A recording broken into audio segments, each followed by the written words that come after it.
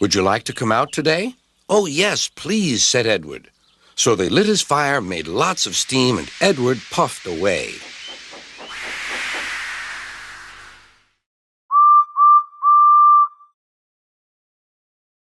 Hello everybody, another month, another Headcannon Facts video. Let's get to it. Fact 1. The Craigline branch line is a branch line opened in the 70s to help the towns in the north of SoDo become more connected with the rest of the island. It's made up of the old Harwick and Craigline tramway, which was narrow gauge. 3 electric engines run it. Fact 2. Pugsley is an LNER U1 Garrett that the Fat Controller bought to help run the Craigline branch line. He is one of the strongest engines on the island, and he and Murdoch often compete to see who can pull the most. All in good fun, of course. Percy and him both knew each other in the old days, and he helped out on SoDo during the Famous Engines tour. Fact 3. The SoDo Balloon Factory is one of the largest companies on the island, and one of the island's biggest exporters. Large deposits of latex were found near the center of the island, making it a perfect source for balloons. Fact 4. The SoDo Stunt grounds are just outside Tidmouth, and are where the engines test their speed and agility. There are short hills, sharp bends, and a loop-to-loop. This is what inspired Mattel to add the maintenance yard in All Engines Go.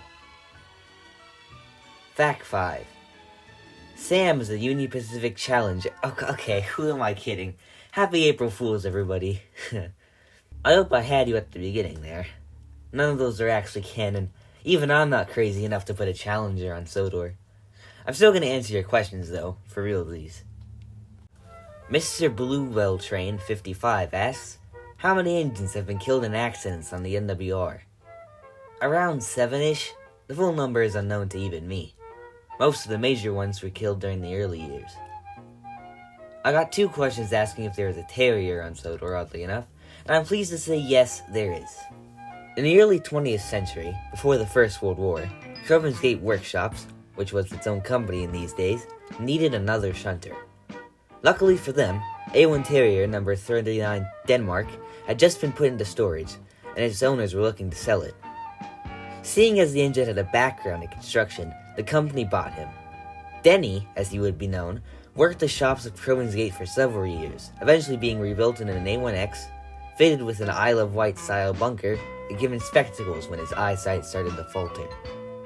He was a common sight at Crowman's Gate and on maintenance trains until the 1960s.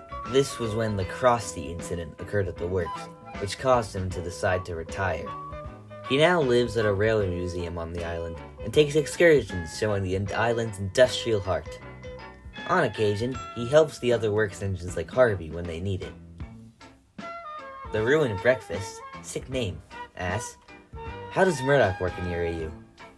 Murdoch was bought in 1966 to help pull container trains on the island, as they are quite heavier than your standard goods train, on the Northwestern at least. He's partly the reason that Wellsworth got a banker, as an incident involving him is what motivated the VAT controller to look for one. He, Henry, and Neville all share a love for the forest. Other than that, he's basically how he's portrayed in the classic series, though the peace and quiet thing is toned down a bit. He's painted green with red stripes. Catelia